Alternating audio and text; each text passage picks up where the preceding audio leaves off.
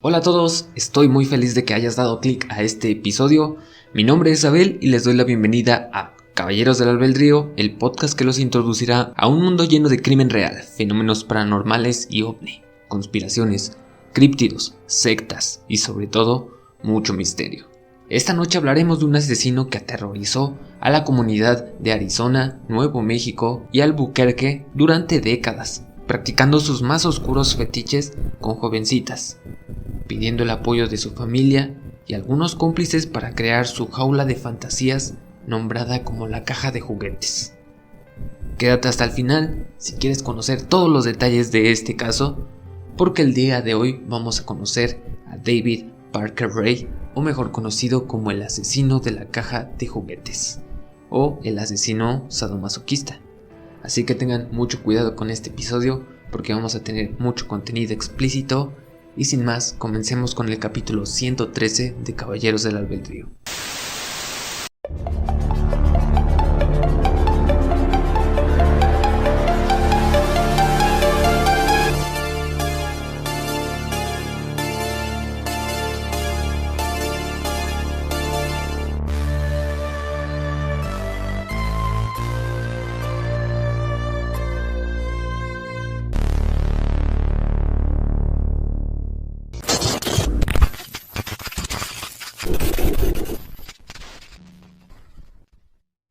Conozcamos a David Parker Ray, nacido el 6 de noviembre de 1939 en Belém, Nuevo México, hijo de Cecil y Nettie Ray, aunque también tuvo una hermana de nombre Peggy Ray que por un tiempo se mantuvo a su lado.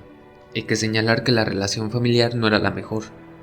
Su padre era un alcohólico violento que la mayoría del tiempo se la pasaba desempleado, razón suficiente para desaparecer por meses de la localidad, dejando a la familia a la deriva, hasta que cada 6 meses recordaba que tenía familia y regresaba a casa para esparcir el terror a su esposa e hijos. El tiempo que se quedaba en casa se la pasaba ebrio, golpeando y regañando a los niños a la menor provocación. Por otro lado, había un pequeño momento en la borrachera de su padre que la nostalgia lo invadía y deseaba crear conexiones profundas con sus hijos, en especial con David. Obviamente no lo conocía muy bien y debía de encontrar un hobby en común para pasar el rato. Lo más sensato que se le pudo ocurrir fue mostrarle fotografías pornográficas extremas. Bueno, extremas para los años 40, porque hoy en día la depravación y los fetiches humanos van en aumento.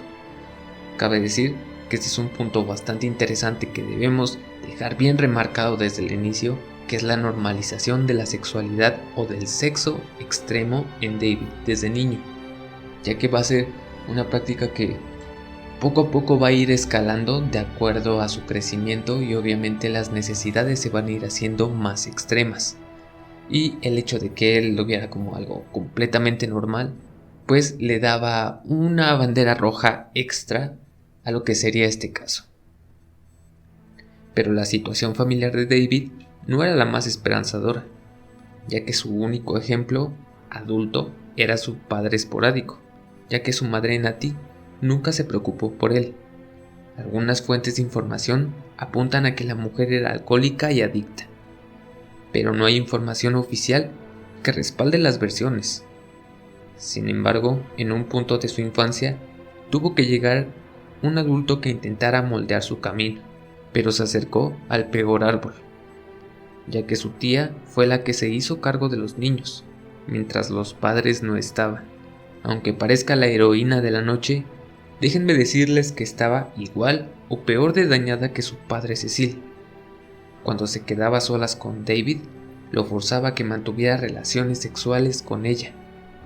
Y no crean que fue la experiencia de solo una vez, o que fue alguna equivocación de que estaba borracha y que me confundí y por casualidad tuve sexo con mi sobrino menor de edad. Pero no.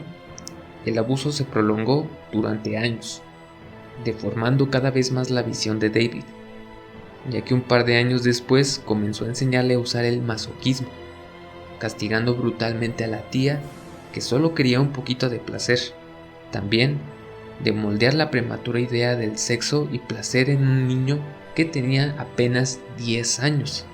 Y déjenme decirles que a esa edad todavía ni siquiera tienes una idea de lo que es el sexo o la sexualidad, pero en este caso ya lo estaba practicando. Y obviamente iba a crecer con esta noción de que el practicar el dolor o el masoquismo a otra persona es realmente disfrutar y tener sexo. Y este punto va bastante englobado con la normalización que tuvo prematura desde que le mostraban esas imágenes pornográficas. Entonces vean que a partir de este momento ya tenemos 2 banderas rojas antes de los 10 años para crear a un monstruo completamente. Pero tranquilos, que apenas estamos llegando a los primeros 10 años de vida, porque fue por esa época en la que se muda con su hermana a la casa de los abuelos a 25 kilómetros de Belén, Nuevo México. Aunque sus abuelos nunca abusaron sexualmente de él o su hermana, tampoco le brindaron mucho amor, ya que los describía como personas sumamente serias y estrictas. Casi no le dirigían la palabra, a menos que fuera para regañarlo. Esta situación poco a poco comenzó a destruir la moral de David, que también en la escuela debía de soportar las burlas y rumores de los niños que comenzaron a marginarlo. A partir de entonces comenzó a vagar en los ranchos cercanos de la escuela, buscando materiales y máquinas en mal estado, desarrollando la habilidad de poder armar y desarmar los objetos como si fuera un maestro. En un comienzo, este nuevo hobby dotó de todas las habilidades necesarias para que pudiera escapar del escenario sombrío que vivía en su casa, pero ni siquiera se le había pasado por la cabeza. En lo único que pensaba era aplicar sus conocimientos en mecánica para sus fantasías sexuales. Tenía sueños profundos en los que sometía a mujeres y podía tener completo control sobre ellas. De alguna manera, buscó canalizar todos esos deseos en diarios donde describía a detalle sus fantasías, además de realizar bosquejos de algunas máquinas que le ayudarían a aplicar dolor sexual a cualquier mujer que cayera en sus garras. Aproximadamente desde los 10 años, estas fantasías llenaron su cabeza, mismas que fueron empeorando con el tiempo. Llegó a confesar que cuando tenía esa edad, su mayor deseo era capturar niñas pequeñas para poder violarlas con una botella de vidrio. Y bueno, a partir de este momento les advierto que este solo es el comienzo, pues todavía no daba el salto para poder cumplir con sus fantasías, reprimiendo sus deseos durante años. Cuando tenía 15, no podía evitar pensar en todo el daño que podía provocarle a las mujeres que se le cruzaban en su vida, generando más presión para que pudiera dar el salto, pero todavía no fue así. Se mantuvo calmo durante los próximos 2 años, tiempo suficiente para tener una enorme planeación y clasificación, ya que a pesar de que la mayor información de sus crímenes son sus diarios, hay que decir que nunca apuntó los nombres de las víctimas, solo daba algunas especificaciones sobre su edad, en dónde habían sido secuestradas, en dónde cometía el acto y una clasificación extraña que era rankeada por 3 números: 1 para chicas que consideraba bonitas, 2 para las promedio, 3 para las que no consideraba atractivas. Y vemos aquí el caso de deshumanización con respecto a las mujeres. Ya lo habíamos tenido en el caso de Dennis Rader, o mejor conocido como BTK, ya que él llevaba una planeación bastante controlada y en vez de poner el nombre de la víctima, la clasificaba como un proyecto. En este caso, David les daba una clasificación por un número para saber qué tan bonitas eran o no. Sin embargo, su primer registro de actividad está fechado en 1955. David asegura que fue su primera experiencia sexual con una chica de 15 años. Las notas describen que David ató a la niña entre 2 árboles mientras realizaba diferentes maniobras.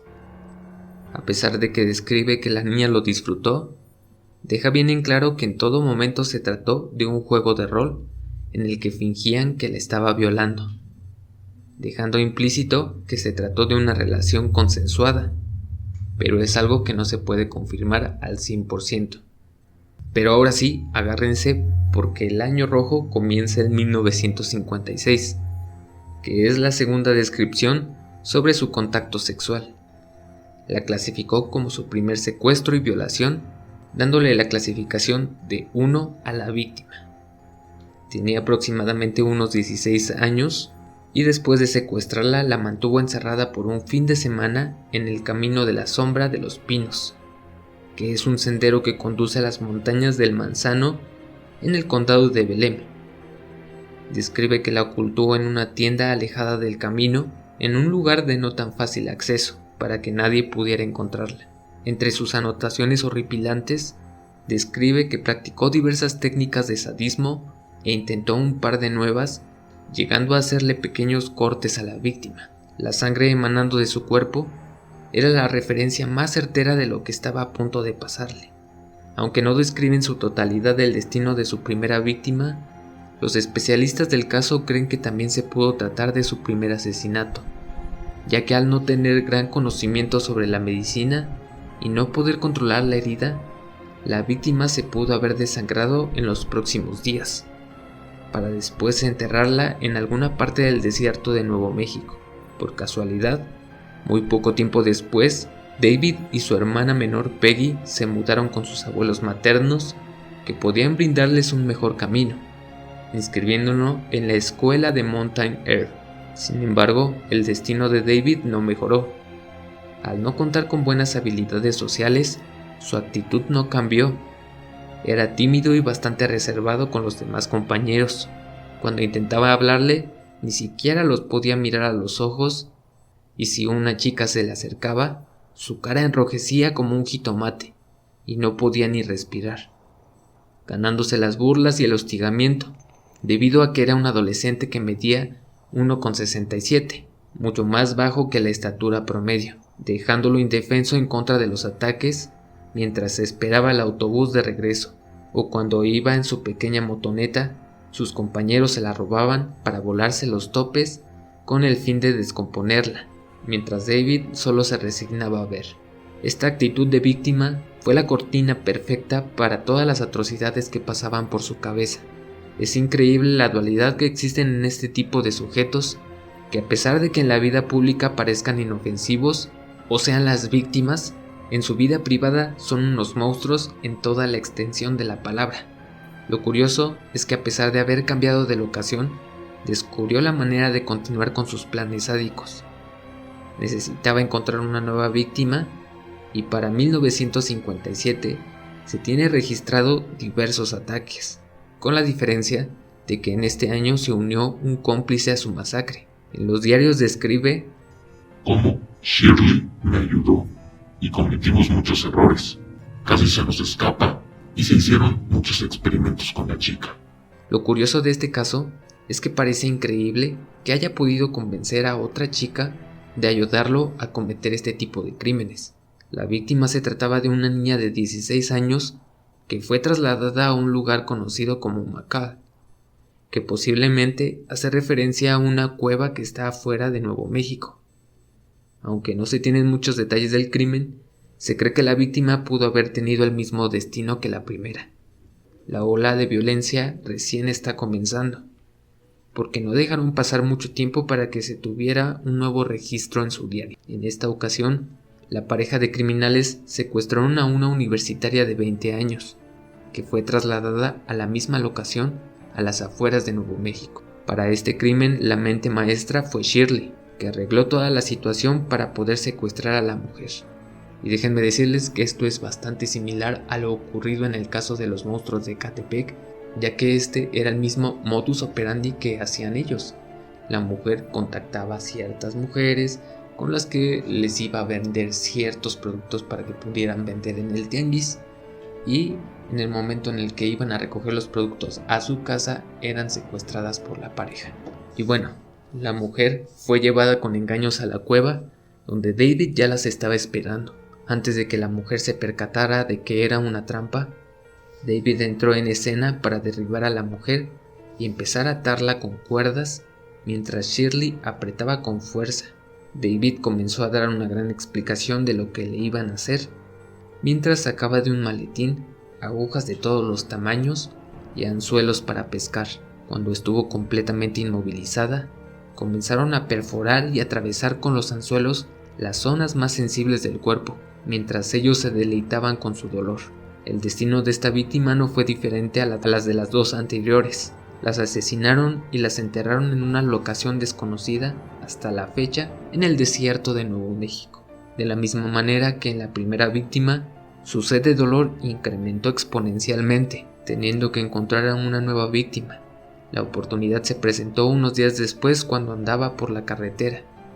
Se toparon con una chica de 17 años que estaba intentando solucionar el neumático pinchado de su auto. David y Shirley intentaron ganarse su confianza, ofreciendo a ayudarle. De inmediato la mujer se confió y les hizo la plática mientras cambiaba la llanta. Descubrieron que venía sola, haciendo sonar las señales de alerta de David ante una posible víctima nueva. Tan pronto estaba distraída, la pareja la golpeó y amordazó. La metieron a su vehículo y condujeron a la cueva de Macal, donde practicaron diversas técnicas sadistas. Desafortunadamente, se desconoce la identidad o si la chica pudo sobrevivir, pero lo más seguro es que tuvieron el mismo destino que las anteriores.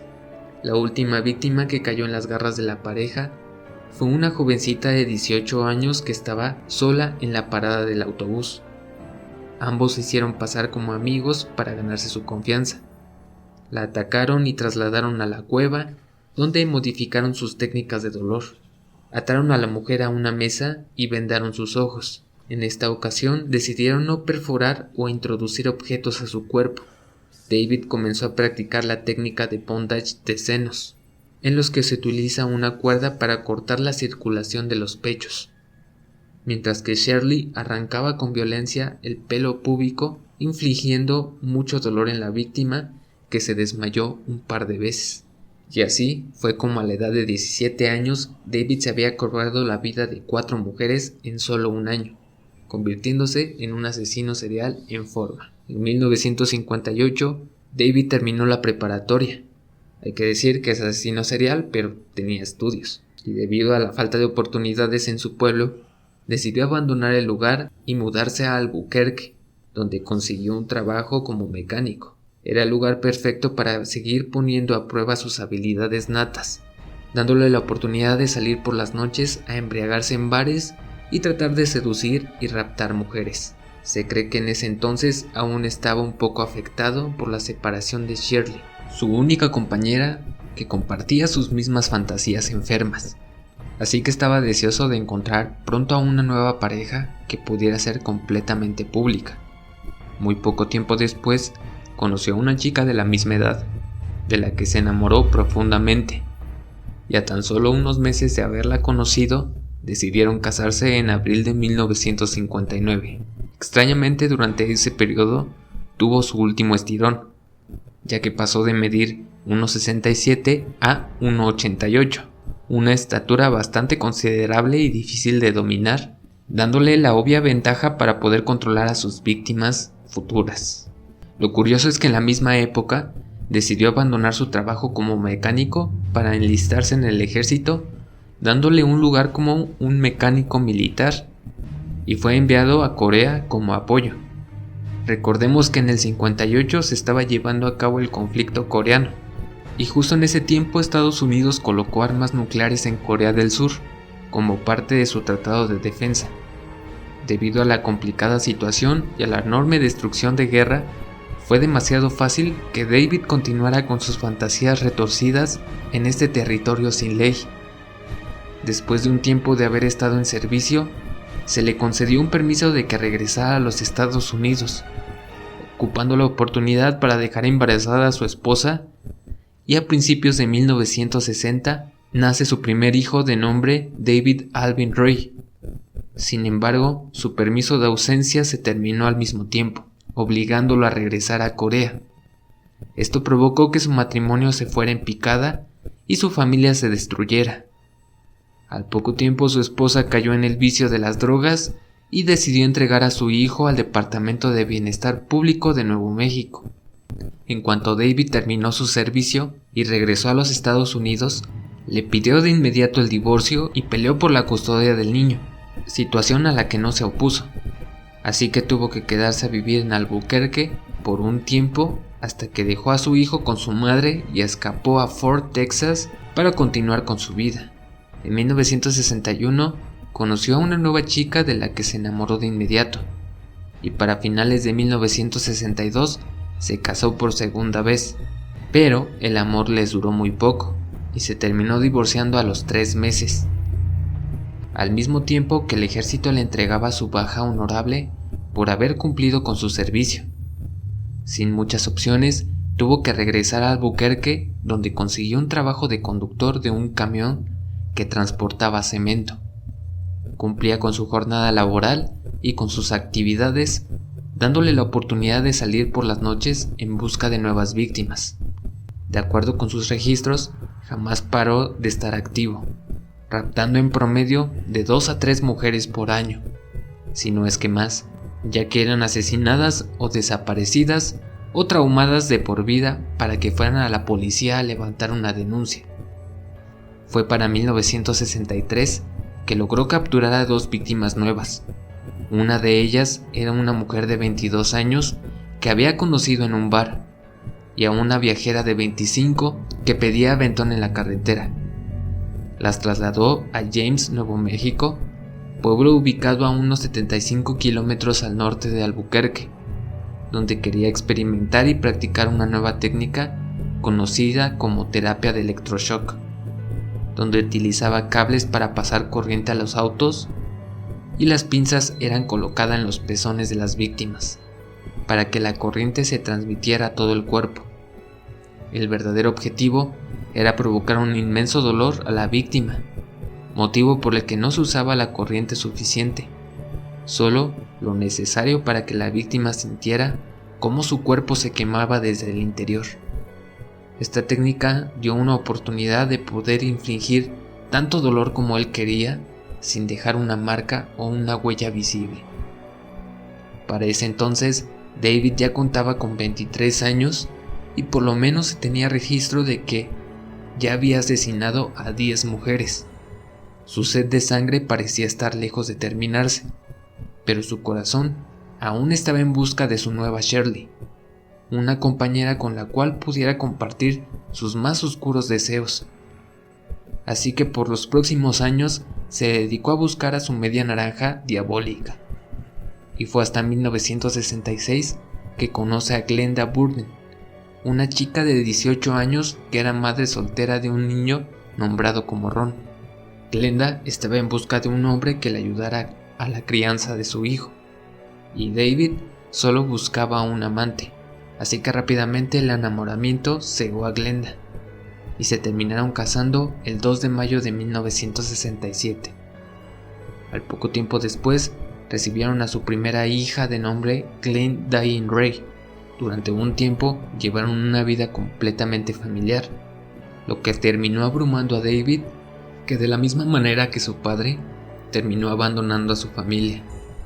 Y para el inicio de otoño de 1967, David ya se había convertido en un vagabundo que se movía por toda la zona de Nuevo México y Arizona, ganándose la vida como mecánico en pequeños talleres que le daban lo suficiente para mantenerse con vida. Después de 2 años de estar de nómada, David se fastidió de esa vida y quiso regresar a casa. Comenzó a enamorar a Glenda de nueva cuenta, recibiéndolo con los brazos abiertos después de abandonarla con un nuevo hijo y su hijastro. De inmediato, David se metió a un nuevo curso para poder reparar aviones, obteniendo el certificado y el título de mecánico en aeronáutica, abriéndole las puertas para que consiguiera un trabajo como instructor de mecánica en la Escuela de Aeronáutica de Tulsa, Oklahoma, obligando a toda la familia a mudarse a la zona en 1970. Durante esa época, su relación familiar se mantuvo bastante estable. Sus hijos lo recuerdan como un padre tranquilo que no mostraba su enojo.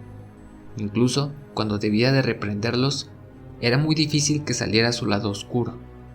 Pero aún así, seguía frecuentando bares por la noche para que pudiera conseguir sus 2 víctimas anuales y tranquilizar sus ansias.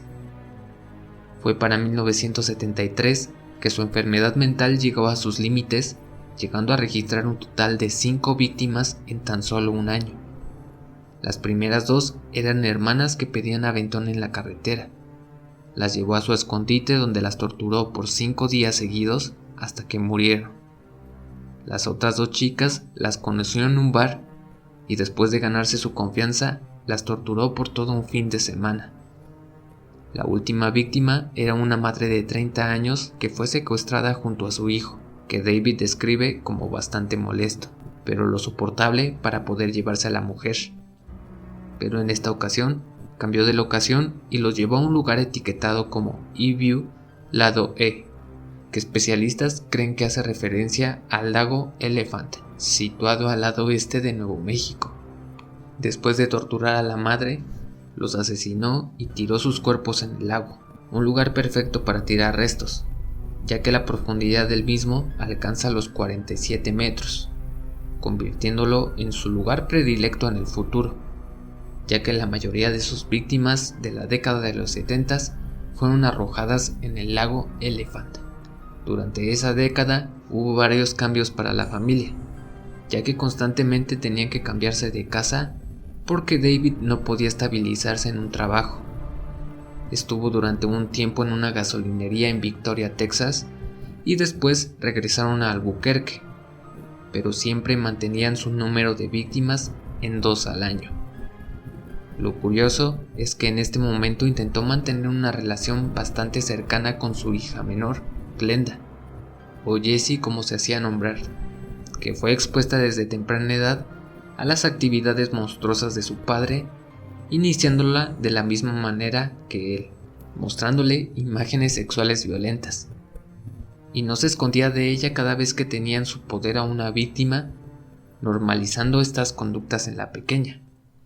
Que esto también me trae un breve recuerdo al caso de la secta Nacosari, que durante un gran periodo vivieron bajo las enseñanzas de la Santa Muerte y con la idea de tener sacrificios para obtener un beneficio, y los nuevos miembros que fueron naciendo dentro de la secta normalizaron completamente este tipo de rituales y la idea de tener que sacrificar personas. Era algo que, al igual que Jessie, sabían que era ilegal, pero que no estaba mal. Entonces era un proceso en el que se estaban convirtiendo en psicópatas desde la crianza. Pero mientras más tiempo pasaba creando lazos horripilantes con su hija, comenzó a alejarse de su esposa Glenda, con la que tuvo diversos desacuerdos, llevándolos al divorcio en 1981, cuando David tenía 41 años. Un año después, se tuvo que mudar a Phoenix, Arizona, para trabajar en una tienda de autopartes. Era un negocio bastante normal que estaba a cargo de Billy Stone y Billy Ray, que reconocieron el talento y conocimiento de David, que hizo crecer el negocio rápidamente, dándole una gran entrada de dinero que aprovechó para comprar una casa en la zona de Truth or Consequence, Nuevo México. Mientras pasaba la semana trabajando en Phoenix, los fines de semana estaba en el lago Elephant planeando su próximo ataque. También con su tiempo libre y libertad, comenzó a involucrarse en grupos de BDSM, o mejor conocido como la comunidad sadomasoquista, en donde conoció a Johnny Lee, una mujer que disfrutaba de las mismas prácticas sado y compartía las mismas perversiones que David, haciendo un clic instantáneo. Prácticamente era su versión femenina, ya que también había atravesado por varios matrimonios fallidos. Pero en esta ocasión sería diferente, ya que al compartir las mismas perversiones con David, le dio la comodidad suficiente para contraer matrimonio con él, aunque no se sabe con exactitud si ella también participaba en los secuestros, pero le dio la libertad suficiente a David de comenzar a crear artefactos de tortura sexual en su casa, utilizando a su esposa como experimento para saber qué tan efectivos eran. Cuando creía que estaban listos, los transportaba a su casa cerca del lago, lo cual era bastante raro, pero a su esposa no le importó menos, haciéndonos creer que era consciente de sus actividades criminales, o al menos sospechaba de ellas. Por otro lado, su hija Jessie sabía perfectamente los planes de su padre. Para ese momento ya tenía 19 años y ya había comenzado a participar en algunos actos de tortura junto a su padre. Por más extraño que parezca, su hija era completamente consciente de lo que hacía era ilegal, pero no le veía lo malo, ya que era normal para ella, como les mencionaba hace un rato, aunque no todo el tiempo estaba de acuerdo en los planes.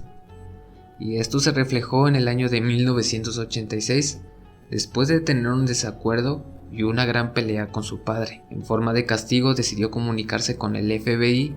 La oficina de Albuquerque escuchó el relato de la joven, describiendo los fetiches de su padre y sus prácticas sexuales. Les contó que había matado por lo menos a una docena de mujeres a las que llevaba a lugares desolados para comenzar a torturarlas. La mayoría de las víctimas morían en el proceso, pero las que tenían la fuerza suficiente eran llevadas a la frontera con México para ser vendidas como esclavas sexuales. A pesar de estar ante la presencia de un megacaso, los datos proporcionados por su hija eran bastante generales. No tenían nombre de víctimas o algo que lo relacionara con evidencia directa. Sin embargo, lo mantendrían bastante vigilado. Comenzaron a investigar los nombres de posibles víctimas, pero no tenían nada. David fue citado para ser interrogado, y aunque parezca el fin, David estaba bastante tranquilo. Fue sincero con los agentes y les habló de sus fetiches y vida sexual. Les hizo notar que era miembro de la comunidad Sado de Phoenix, por lo que no eran un secreto sus actividades que realizaba. Les contó sobre los artefactos de tortura que había creado, ya que los vendía por medio de anuncios publicitarios en revistas de sadomasoquismo. Tenía evidencia que corroboró lo contado, incluso teniendo como almacén de envío su dirección de Nuevo México. El FBI esperaba abrir una llave, pero no esperaba que explotara la tubería. David se tomó su tiempo para contarles a detalle los fetiches que tenía desde los 13 años, pasando desde las fantasías pequeñas hasta contarles que pensaba en asesinar mujeres para poder completar una eyaculación. Sin embargo, nunca confesó haber cometido algún crimen. A pesar de que la investigación comenzó en 1986 y terminó en 1987, jamás pudieron encontrar evidencia contundente, además de que Jesse se negó a dar más detalles específicos de los supuestos crímenes, retrasando la investigación. David era bastante inteligente para poder esconder su rastro del FBI. Incluso era tan escurridizo que logró mantener su necesidad de víctimas con la investigación activa. La primera víctima era una prostituta de 25 años y después de darle el servicio, la mujer se quedó dormida, dándole la oportunidad a David de encadenarla y colgarla al techo para poder comenzar a torturarla. La mantuvo cautiva por 2 semanas. No se sabe el destino que tuvo, pero las opciones eran mínimas, agregando la venta como esclava sexual. La segunda víctima fue una niña de 15 años que David clasificó como un 1, por su tamaño y figura similar a la de una Barbie, a la que secuestró mientras pedía aventón saliendo de la escuela. A mediados de 1986, los problemas con su hija se tranquilizaron, llevándolos a la reconciliación. A partir de entonces, las visitas en su casa se volvieron a ser frecuentes, haciéndola parte de sus planes macabros. Curiosamente, su próximo ataque sería la única ocasión en la que el FBI sospechó de David, ya que el motivo para realizar el crimen no fue sexual. En esta ocasión, la víctima se trató de su compañero de trabajo, Billy Ray, que a pesar de tener un increíble ritmo de trabajo y prosperidad en el negocio, Billy comenzó a cansarse de esa vida. Era el dueño de la mitad del negocio y estaba pensando seriamente en vender su mitad. Fue en 1988 cuando las discusiones entre David y Billy incrementaron. Varios de los amigos y familia de Billy eran conscientes de ese problema, ya que les había contado su temor de que alguien intentara asesinarlo. Incluso comenzó a hacer un diario secreto en su trabajo, dejándoles notas a los trabajadores para que se comunicaran con las autoridades si desaparecía. Para el 25 de septiembre, ninguno de sus conocidos sabía de su paradero, contactando de inmediato con la policía. A pesar de que hicieron una revisión exhaustiva en el lugar, que fue el último en donde se le vio, e interrogaron a David sobre todas las acusaciones en su contra, Este negó por completo su participación en el crimen, además de que no tenían un cuerpo o evidencia que los condujera a David como el verdadero culpable. Sin embargo, siempre se mantuvieron con la teoría de que él era el sospechoso número 1. En sus registros de ese año, raptó a 2 mujeres, una prostituta de 18 años y una ex convicta de 16. Fueron amarradas a una cama donde las mantuvo por 2 semanas. Describe que estas víctimas también fueron víctimas de su amigo, o como él le hacía nombrar, dejando al descubierto la participación de un nuevo cómplice que solo lo ayudó en algunas ocasiones, pero que finalmente cooperó. En ese tiempo David creyó prudente dar el siguiente paso con sus depravaciones. Compró un remolque desmontable que estacionó en su patio trasero en su casa de Nuevo México.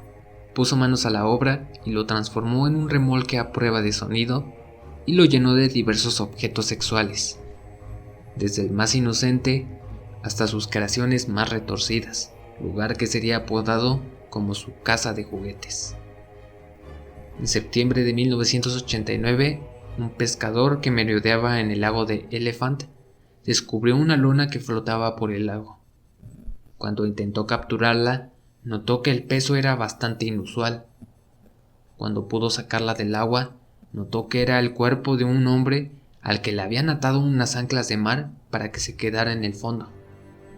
Cuando llegaron las autoridades para hacer el levantamiento del cuerpo, se dieron cuenta de que se trataba de un hombre que llevaba aproximadamente 1 año sumergido en el agua, ya que la hinchazón y la putrefacción dejaban irreconocible al sujeto. Lo único que pudieron determinar fue que había sido asesinado después de darle un balazo en la nuca. Aunque los medios de comunicación y la policía estaban bastante interesados por conocer a la víctima, David sabía perfectamente que se trataba de su excompañero y jefe Billy Ray. Desafortunadamente, este fue el único cuerpo que fue encontrado de todas las víctimas a las que masacró durante más de una década. Entonces era bastante bueno para ocultar sus rastros o sus restos, mejor dicho. En algunos casos de crimen tenemos 2 variantes curiosas.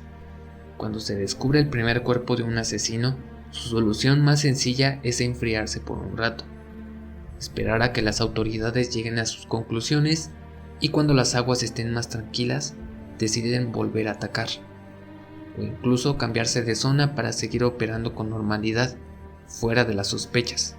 Pero para David no fue así, al contrario, aumentó su sed de sangre y comenzó la expansión de su horrorosa caja de juguetes.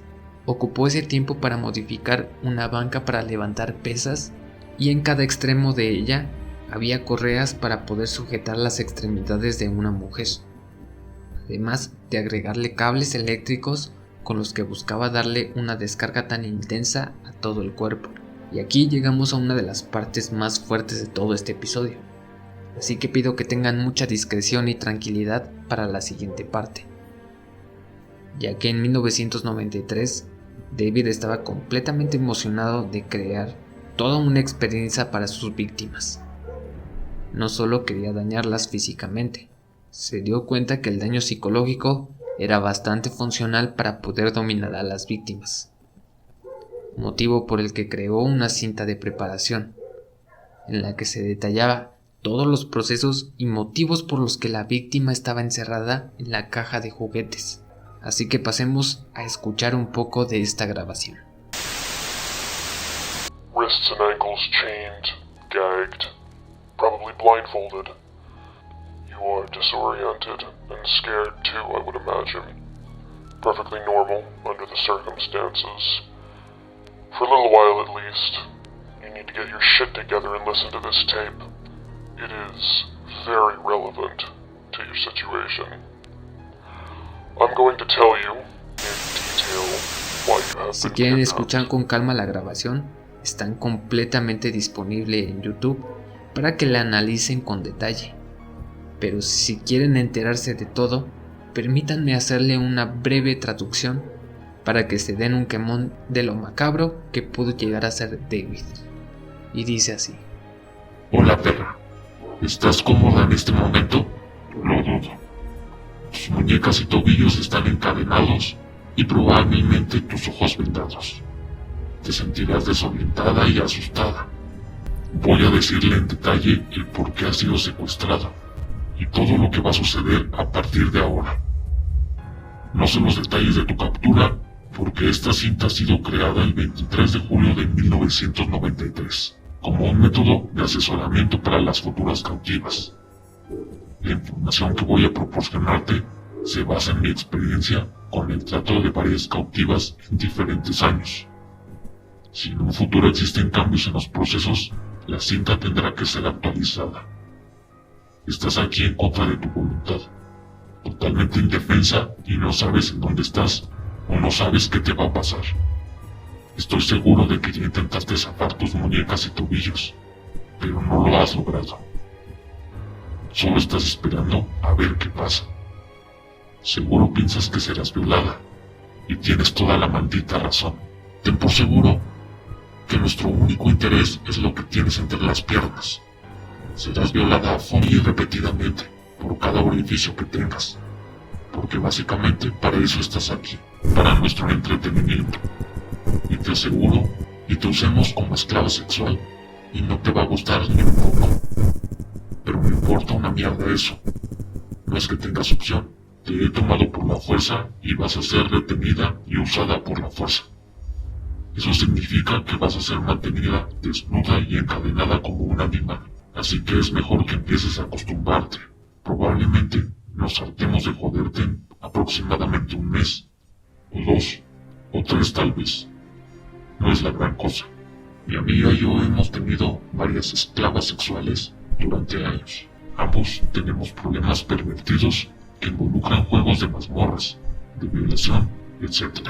Descubrimos que es muy conveniente tener a 1 o 2 cautivas disponibles para satisfacer nuestras necesidades. Somos muy selectivos cuando robamos a una mujer con estos fines. Y así de incómoda y asquerosa es esta cinta, que si quedaron perturbados con este pequeño tramo, solo les he traducido los primeros 4 minutos de una cinta de 44 minutos, ya que cada minuto que avanza, las descripciones de los crímenes son bastante explícitas, más de lo que ya está haciendo este podcast. Pero en fin, ese mismo año de la grabación de la cinta, pudo probar el material con 2 mujeres. Una era una trabajadora sexual que mantuvo cautiva por 4 días, y a la siguiente por 5. Les reprodujo la cinta y puedo ver cómo su mundo se ensombrecía, mientras lloraban sin cesar por las descripciones de la cinta. Incluso ahí les mencionaba que tenía un artefacto que les podría abrir la pelvis para que pudieran sentir un simulado dolor de parto. También tenía púas con picos, clavos que les iba a introducir en los pezones y de ahí les iba a colgar pesas. O sea, tenía una mente muy retorcida. Y la cinta describe perfectamente todo lo que iba a hacer, todo lo que tenía planeado. Y pues sí, es muy fuerte, y de hecho me costó un poquito poder escuchar o leer todo lo que decía la cinta. Aunque en la cinta se haya mencionado la presencia de una amiga que hace referencia a su esposa, Johnny Lee, el gusto les duró muy poco, ya que las fantasías de ambos se fueron yendo a los extremos. David confesó que Lee estaba celosa de sus fantasías y que había comenzado a prohibirle cosas. Esto generó un distanciamiento en la pareja, alterando la personalidad de Lee, que comenzó a alcoholizarse y a sufrir ataques de epilepsia. Contó que el detonante de la ruptura fue después de que Johnny le pusiera una pistola en la cabeza. No pudo soportar este trato y decidió pedirle el divorcio en 1994. Obligando a Lee a mudarse a Pensilvania, mientras David vendía la casa adquirida en Phoenix y se resguardó en su casa de Nuevo México. O sea, por lugar en donde él tuviera que esconderse, no le faltaba. Aunque no era lo planeado, David tuvo que resignarse a vivir en la zona. No había trabajos que se especializaran en la mecánica, por lo que tuvo que buscar algún empleo diferente. Se postuló para ser guardia forestal en el lago Elephant, entregándole un uniforme oficial, como parte del gobierno. Esto llenó de extrema confianza a David, que fácilmente podía ganarse la confianza de sus víctimas por el uniforme, además de que su trabajo era estar vigilando el parque estatal y los alrededores del lago, dándole la oportunidad de ir buscando objetivos y conocer lugares bastante escondidos en los que nadie tenía acceso, lugares perfectos para que pudiera deshacerse de los cadáveres. Para 1995 secuestró a otras 3 mujeres de una edad muy joven. Para ese momento ya había hecho mejoras a su caja de juguetes, agregando libros de texto e insumos médicos para poder curar las heridas de las víctimas y duraran más tiempo.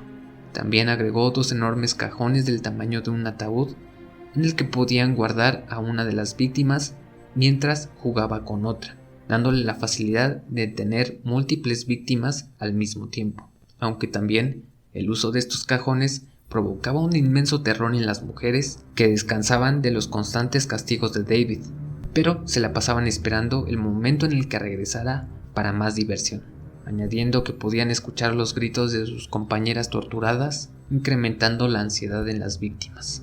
Para 1996 se mantuvo constante con sus ataques, pero fue el 25 de julio que las cosas se descontrolaron aún más, ya que David descubrió el poder del Viagra, que incrementaba su apetito sexual como una bestia. Por coincidencia, ese mismo día recibió una llamada de su hija diciéndole que estuviera preparado, ya que pronto tendría un nuevo juguete. Completamente entusiasmado, fue a su caja de juguetes a preparar todo lo que necesitaba. En alguna parte de Nuevo México se encontraba Kelly Van Cleef, de 23 años de edad, que estaba en el bar Blue Waters. Recién se había encontrado con sus amigos para pasar la noche y olvidar sus problemas debido a que recién se había casado y su esposo estaba deseoso de tener relaciones sexuales. El único problema es que a ella le parecían muy dolorosos los encuentros. A pesar de advertírselo en varias ocasiones, ese día había sido un motivo de una gran pelea. De hecho, solo iba a divertirse un poco, ya que había sido seleccionada para ser la conductora designada, pero en el transcurso de la noche, la dueña del automóvil abandonó el lugar, dando pie y libertad para que Kelly pudiera beber un poco. Además, su amiga Jessie Ray se había ofrecido a llevarla en su motocicleta cuando terminara la noche, que básicamente Jessie Ray es la hija de David. Pasada de la medianoche, ambas chicas subieron a la moto y comenzaron a conducir. Durante los primeros metros todo parecía normal, iban por el camino correcto. A medida que seguían avanzando, Kelly notó que comenzó a tomar una ruta completamente diferente. Aunque intentó mencionarle, Jessie le dijo que no estaba perdida, simplemente se sentía muy borracha y lo mejor es que fuera a su casa a beber un poco de café para reponerse y después llevarla con más calma. Parecía muy sospechoso, pero al final de cuentas no tenía otra opción.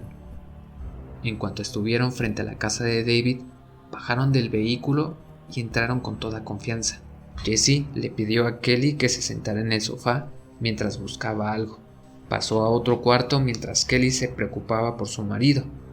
Sabía que estaría esperándola y ya era más tarde de lo normal. Sin previo aviso, apareció David con un cuchillo. Lo colocó frente a su cara y le dijo que desde ese momento se convertiría en su propiedad. Al momento en el que Jessie salía de la habitación sujetando un collar de perro y esposas. Al instante comenzaron a amordazarla mientras Kelly recién procesaba el shock. Después la llevaron por el patio trasero al remolque de color blanco. Abrieron la enorme puerta metálica que expidió un aroma putrefacto. Aventaron a Kelly y cerraron la puerta mientras encendían las luces interiores, dejando expuesto varios de los detalles de la caja de juguetes. El más llamativo era un letrero que decía «Bienvenida a la guarida de Satanás». A un lado se encontraban planos de máquinas que ya habían sido construidas o que estaban en proceso de mejora, acompañadas de diversas fotos de contenido bondage. En las 4 paredes había estantes que guardaban herramientas macabras, desde arneses, látigos, cadenas, hasta artefactos para desgarrar la piel y el interior de una persona. Básicamente era el museo de la tortura. Después de que observó un poco la guarida, David y Jessie regresaron al remolque para atarla al banco de pesas que estaba en el centro. La sujetaron de todas las extremidades mientras elevaban sus piernas y las separaban. David cortó su ropa para poder dejarla desnuda y encendió algunas cámaras de video. Le dio play a su cinta de preparación para la víctima y sin decir una palabra, padre e hija salieron del remolque para comenzar la tortura psicológica. Los próximos días fueron realmente complicados. Aunque no recordaba mucho por los recurrentes desmayos que tenía, sabía que David la había violado en un par de ocasiones y que había intentado utilizar dildos gigantes en ella, lo que le provocaba un inmenso dolor. En ese momento no sabía que tenía una condición nombrada como útero inclinado, en el que su útero está en una posición diferente, complicando el momento de tener relaciones sexuales. David estaba frustrado por esta condición, ya que no podía introducir todas sus herramientas tanto como él quería. Incluso amenazó a Kelly de ser partícipe en un ritual satánico de un culto sexual, y si no mejoraba su condición, era prácticamente inservible y tendrían que deshacerse de ella. Kelly recuerda que estuvo encerrada por 3 días más, en los que David al menos intentó torturarla en 6 ocasiones. Sin embargo, aún estaba frustrado por su condición. En su último día, solo recuerda que David entró al remolque y tomó varias drogas de los insumos médicos. Las inyectó en su brazo para que rápidamente comenzara a perder la conciencia, mientras los recuerdos de los últimos días se hacían borrosos. A partir de entonces no tiene noción de cuánto tiempo transcurrió, pero su siguiente recuerdo es de David vestido con su uniforme del parque estatal, sacándola de su auto mientras la dirigía a través de un patio. De inmediato notó que se trataba de la casa de sus suegros, donde vivía con su esposo. En instantes David tocó la puerta y fue recibido por su esposo y padres que se notaban realmente afectados. No creían lo que estaba pasando. Kelly estaba con vida. Quisieron saber de inmediato qué había pasado con ella, pero Kelly todavía se encontraba bastante confundida por el coctelazo de drogas. Les mencionó que no recordaba qué había ocurrido, dando por iniciadas las acusaciones de los suegros al creer que se había escapado con otro hombre. De inmediato, David interrumpió la pelea y les mencionó que la habían encontrado merodeando en el lago Elephant, con varias drogas en su sistema, recibiendo la desaprobación de la ficticia familia, ya que su esposo le pidió el divorcio y sus suegros la corrieron de la casa. Sin manera de poder defenderse, David la sacó de la casa y la subió a su camioneta. La llevó a casa de una de sus amigas y le dijo que era completamente libre de irse. Desde entonces pasó años intentando recordar con exactitud lo que había ocurrido. Pudo recuperar algunos recuerdos, pero si ella no estaba segura, la policía tampoco le creería. Así que guardó silencio durante todo ese tiempo. Pero la sed de víctimas siguió consumiendo a David, que buscó nuevas víctimas para llevar a cabo su juego. Lo interesante es que es el momento en el que se incluye al rol a una nueva cómplice. Para ese momento había llegado una mujer nueva a la comunidad de Truth or Consequence, que tenía unos 36 años aproximadamente y se llamaba Cynthia Hendin. Venía escapando del estado de Washington porque tenía cargos por posesión de drogas y estaba en compañía de su novio, al que describió como bastante abusivo, motivo por el que decidió terminarlo unos meses después de su llegada a Nuevo México. Conoció a David en un bar de la localidad y no pudo contenerse a conocerlo. Se había sentido bastante atraída por él y en esa ocasión iba en compañía de su hija Jessie, pero al paso de los días comenzó a tener citas en privado con él. Para ese momento también estaba saliendo con un chico de 24 años de nombre Dennis Roy Jensen, que era un ex convicto acusado de homicidio. No pasó mucho para que los cuatro, Cinda, Dennis, Jessie y David, se comenzaran a reunir en los bares, creando enormes lazos a través de la drogadicción, alcoholismo y el sadismo sexual. La relación fue tan estrecha que en 1997 decidió mostrarle su caja de juguetes y desde ese momento comenzaron a ser partícipes en los secuestros y en los procesos de tortura. Su primera víctima en común fue Mary B. Parker, mujer de 22 años que había salido por un tiempo con Dennis. Sin embargo, su problema de drogadicción la había llevado a vivir en una casa de campaña cerca del lago en compañía de sus 2 hijas. Al inicio de la relación, todo parecía estar normal. pero cuando Dennis mostró su lado agresivo, Mary lo terminó. La ruptura dejó bastante ardido a Dennis, que creyó que lo mejor era que recibiera un castigo. Así que el 5 de julio de 1997 desapareció.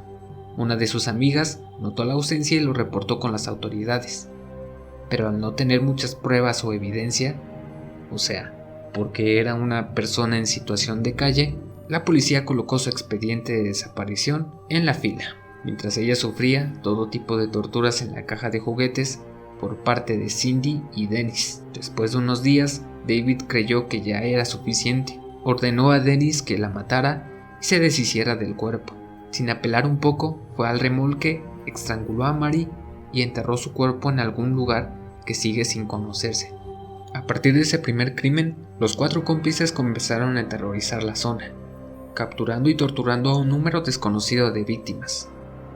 En el proceso, Cindy y David se hicieron más unidos, llevándola a vivir a su casa en un punto de 1998, dando inicio a una carrera descontrolada de sadismo y tortura. Su próximo ataque conocido fue el 17 de febrero de 1999. Por aquella época, David y Cindy se habían unido a la comunidad fiestera de Truth or Consequence y eran bastante reconocidos. Habían hecho varias amistades en ese lugar y una de ellas era Angélica Montaño, que era una trabajadora sexual que era muy conocida en la localidad por su ojo de vidrio, aunque también era muy conocida por ser bastante amable y amigable. Era fanática de hornear pastelillos que regalaba a las personas. Aquel 17 de febrero era el cumpleaños de su novio y había decidido hornearle un pastel y hacerle una fiesta. Por casualidad, David y Cindy se habían enterado de sus planes y, tratando de parecer amables, le ofrecieron una mezcla para pastel que estaba guardada en el remolque de David. Esto le ahorraría un poco de dinero siempre y cuando ella fuera al lugar a recogerla. Confiada de que solo se trataba de un favor como amigos, accedió a ir a su casa. Tan pronto pisó el interior, David la amenazó con un cuchillo de la misma manera que a Kelly. Por un momento creyó que se trataba de una broma, así que soltó una risa nerviosa. En respuesta, David la golpeó con todas sus fuerzas en el estómago. Obviamente, no se trataba de una broma. De inmediato la pareja la desnudó y la llevó a un cuarto donde fue encadenada, violada y torturada por los próximos 2 días. Después fue llevada a la caja de juguetes para ser amarrada a la silla construida por David. Después de 3 largos días, Angélica estaba a punto de perder la esperanza, así que decidió jugársela. Durante su último día, fingió que estaba disfrutando todos los castigos, a manera de que David se hartara por no conseguir lo que quería y la dejara escapar. Habló con él para pedirle que la dejara libre, ya que sus hijos estarían muy preocupados por su desaparición. Y a cambio, ella prometía no contar nada, ya que solo lo tomaría como un escape de unos días que había disfrutado. Por un momento su discurso tocó el oscuro y frío corazón de David. Se compadeció de ella, ya que siempre se había mostrado como una gran amiga y aceptó liberarla. Cindy no estaba de acuerdo con su decisión. Había muchas posibilidades de que al dejarla libre fuera a la policía. Sin embargo, David ya había tomado su decisión. Así que el 21 de febrero arreglaron a Angélica para que todo pareciera normal. La subieron a su camioneta y condujeron por un largo tiempo hasta que la dejaron en un lugar desolado. Angélica trató de parar a diferentes vehículos para que la llevaran de regreso, hasta que un hombre conocido como Gary Leiva, un ex miembro de la comisaría, le dio un aventón. De camino, Angélica le contó a detalle todo lo que había vivido en los últimos días. Sin embargo, este no le creyó ni un poco porque claramente estaba bajo el influjo de las drogas, pero no sabía que estas habían sido proporcionadas por sus captores. De regreso a casa, David y Cindy tomaron la decisión de irse a Albuquerque con el fin de secuestrar a una nueva víctima. A pesar de estar a más de 100 kilómetros de su casa de Nuevo México, condujeron hasta el lugar para levantar a una trabajadora sexual, de nombre Cindy Vigil, y una vez que estuvo al interior del auto, la pareja le dio una descarga eléctrica para que quedara inconsciente. En cuanto llegaron a Nuevo México, la llevaron a un cuarto donde la encadenaron y dieron descargas cada vez que intentaba escapar. Le colocaron un collar de perro para amarrarla a la pared, mientras se reproducía la cinta de David. Los próximos 2 días la torturaron y violaron en repetidas ocasiones, y para el 22 de marzo de 1999, Hill ya estaba perdiendo la esperanza de poder salir con vida. Aquella tarde, David tenía planeado llevarla a la caja de juguetes. Aflojó las cadenas para que pudiera relajarse un poco y fuera al baño. Salió del cuarto y fue a comprar algunos suministros para su tarde de diversión. Cindy entró a la habitación para cerciorarse de que la cadena estaba bien sujeta. Antes de salir, se burló de ella y fue a la sala a ver un poco de tele. Cuando Hill estuvo sola, notó que la llave de sus cadenas la habían dejado sobre una mesita de noche que estaba a poca distancia de la cama. Sabía que si se estiraba lo suficiente, podría tomar la llave. Después de forzar su cuerpo por varios minutos, logró tomar la llave para liberar sus piernas y manos. Cuando intentó quitarse la cadena del cuello, notó que era una cerradura diferente. Prácticamente estaba dando todo por perdido, hasta que vio que la llave pertenecía al extremo superior de la cadena, así que pudo desbloquearla con facilidad. Tan rápido como se pudo incorporar, salió a toda velocidad de la habitación para toparse con Cindy sentada en el sofá muy cerca de la salida. De inmediato se puso de pie y tomó una lámpara para atacarla, pero a su lado Hill encontró un picayelo. Cuando lo pudo tomar, la base de la lámpara ya se había estrellado en su cabeza. Rápidamente la herida empezó a doler, pero no había otra oportunidad para poder salir con vida. Hill se fue en contra de Cindy y le clavó el picayelo en la nuca, dándole la oportunidad de poder salir de la casa. Varios vecinos pudieron ver a la mujer desnuda y con la cadena de perro salir corriendo. Incluso algunos vecinos la escondieron mientras llamaban a la policía.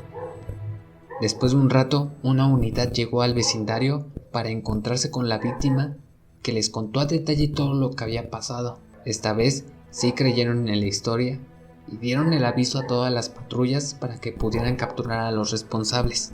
David y Cindy fueron arrestados en la carretera tratando de buscar a Hill. Aunque el caso fuera bastante claro, los investigadores tardaron mucho tiempo en recolectar toda la evidencia necesaria, de la misma manera que las órdenes de allanamiento con las que pudieron exponer al mundo la caja de juguetes.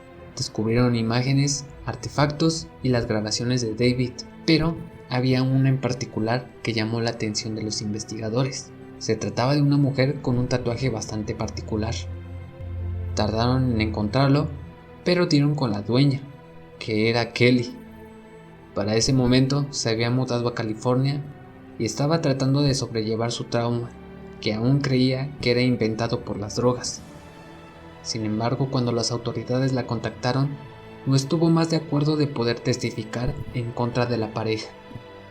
De la misma manera, el exagente Gary Leiva recordó la historia de la mujer a la que había recogido en la carretera, así que la buscó como loco hasta que por fin la contactó y fácilmente pudo convencerla de testificar en el caso. Al mismo tiempo, las inspecciones de la casa avanzaron muy rápido, encontrando sus diarios desde la adolescencia, donde enumeraba con códigos a sus víctimas. Tenían la evidencia que querían, solo faltaba convencer a David para que se declarara como culpable y contar todo lo ocurrido. En un principio parecía que había aceptado con mucha facilidad, pero una vez que estuvo en el estrado, se limitó a contar todas sus atrocidades como si solo hubieran sido fantasías creadas en su cabeza. O sea, que estaba confesando disfrazadamente, y no podían condenarlo por eso. Así que la defensa comenzó a presionar a su esposa Cindy y a su hija Jessie para que brindaran más detalles sobre todos los crímenes de David. Jessie no cedió en ningún momento y guardó la inocencia de su padre, pero en cambio Cindy fue muy fácil de quebrar. Habló de todos los crímenes que le había contado, incluyendo su primer crimen a los 15, el asesinato de su compañero Billy Ray y la muerte de Mary B. Parker.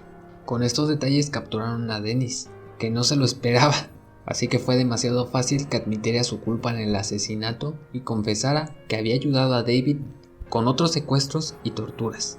Esto le dio mucho material a las autoridades con el cual trabajar. Buscaron hasta el cansancio en el lago Elephant y en su patio trasero en búsqueda de restos de víctimas, pero jamás encontraron nada, con excepción del cuerpo de Billy Ray, pero no era lo suficiente para poder incriminar a David y darle una condena por asesinato. Así que después de 2 años, en el 2001, fue culpado por cargos en secuestro, asalto, violación y otro sinfín de crímenes, pero nada relacionado con la muerte, por lo cual recibió una condena de 224 años de prisión y fue enviado al centro correccional de Hopesville.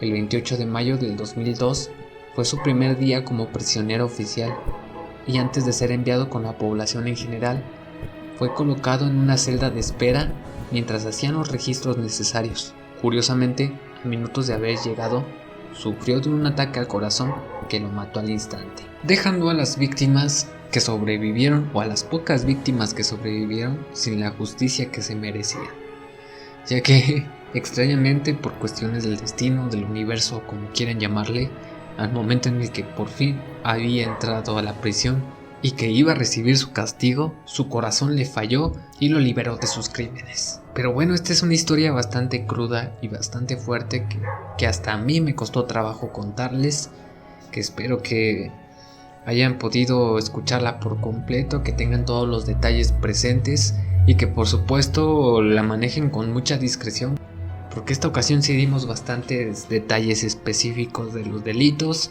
y pues no estaría nada cool que un menor de edad estuviera escuchando este tipo de cosas, ¿verdad? Pero espero que lo puedan manejar con toda la discreción posible. Es uno de los casos más fuertes que hemos tenido en este podcast. Hemos tenido demás asesinos, pero el nivel de sadismo de este estaba a otro nivel, que incluso que dejara huella con sus máquinas, con su caja de juguetes, con todas las herramientas, planos, cintas que grabó, con toda la cinta de preparación psicológica que dejó para las víctimas, y que hoy en día podemos encontrarla en YouTube fácilmente, nos hace entrar en un mood bastante perturbador, y no me imagino cómo se pudieron sentir las víctimas al escuchar esto de primera mano. Pero bueno, un caso demasiado fuerte. Espero que hagamos un poquito más de conciencia sobre la violencia en contra de las mujeres. Existen este tipo de casos que se mantienen ocultos durante bastantes décadas y que desafortunadamente las autoridades ni siquiera tienen en la lupa. Y pues bueno, esto es una realidad que no solo afecta a Estados Unidos, también aquí en México tenemos diversos casos. El mayor ejemplo lo tenemos con el feminicida de Atizapán, que también llevaba demasiadas décadas activo y no se llega a contabilizar cuántas víctimas tuvo en toda su trayectoria. De hecho, en este caso tampoco se llega a tener una cifra exacta de cuántas víctimas cayeron en las garras de David Parker Ray y su bola de secuaces, incluyendo a su hija menor. Pero bueno, esto ha sido todo por el caso de esta noche. Espero que no lo hayan disfrutado, espero que les haya entretenido un poco. Y pues nada, solamente me queda invitarlos a que vayan a suscribirse a todas nuestras redes sociales. Encuéntrenos como Caballeros del Albedrío en Facebook, Twitter e Instagram, TikTok también. Vayan a seguirnos y por favor inviten a todos sus amigos, conocidos y familiares si les gustó este tipo de historias. También recuerden que pueden ir a dejarnos comentarios, mensajes en las redes para que nos den ideas de futuros episodios, o si tienen algún comentario sobre el programa, alguna propuesta también, algo interesante que puedan enviarnos ahí a las redes sociales. Estamos ahí en contacto con todos ustedes. Pero bueno, esto ha sido todo por el episodio de esta noche. Les recuerdo que mi nombre ha sido Abel y nos escuchamos hasta el siguiente episodio misterioso. Hasta la próxima.